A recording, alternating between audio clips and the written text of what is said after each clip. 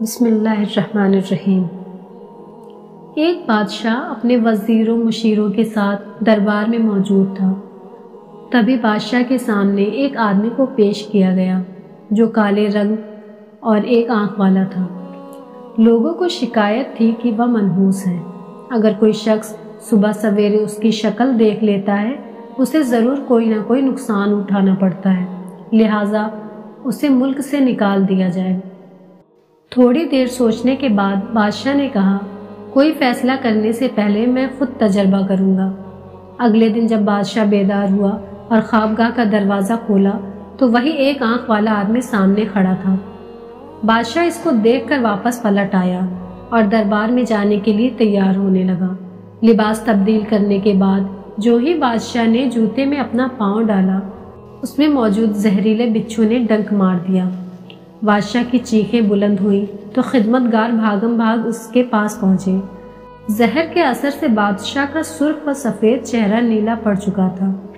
محل میں شور مچ گیا کہ بادشاہ سلامت کو بچھو نے کاٹ لیا ہے۔ کچھ دیر میں وزیر خاص بھی پہنچ گئے۔ جلدی سے شاہی طبیب کو بلایا گیا جس نے بڑی مہارت سے بادشاہ کا علاج شروع کر دیا۔ جیسے تیسے کر کے بادشاہ کی جان تو بچ گئی لیکن اسے کئی روز بستر پر گزارنے پڑے۔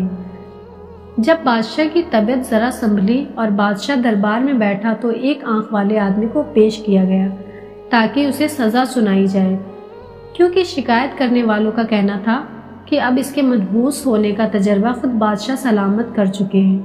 وہ شخص رو رو کر رحم کی فریاد کرنے لگا، مجھے میرے وطن سے نہ نکالا جائے۔ یہ دیکھ کر ایک وزیر کو اس پر رحم آ گیا۔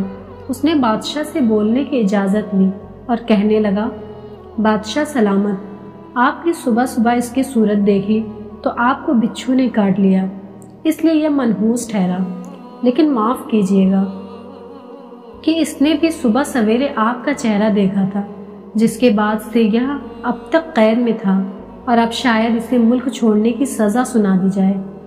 تو ذرا ٹھنڈے دل سے غور کیجیے کہ منحوس کون، یہ شخص یا آپ؟ یہ سن کر بادشاہ لاجواب ہو گیا اور ایک آنکھ والے کالے آدمی کو نہ صرف آزاد کر دیا بلکہ اعلان کروا دیا کہ آئندہ کسی نے اس کو منحوس کہا تو اسے سخت سزا دی جائے گی۔ کسی شخص، جگہ، چیز یا وقت کو منحوس جاننے کا اسلام میں کوئی تصور نہیں ہے، یا محض وہمی خیالات ہوتے ہیں۔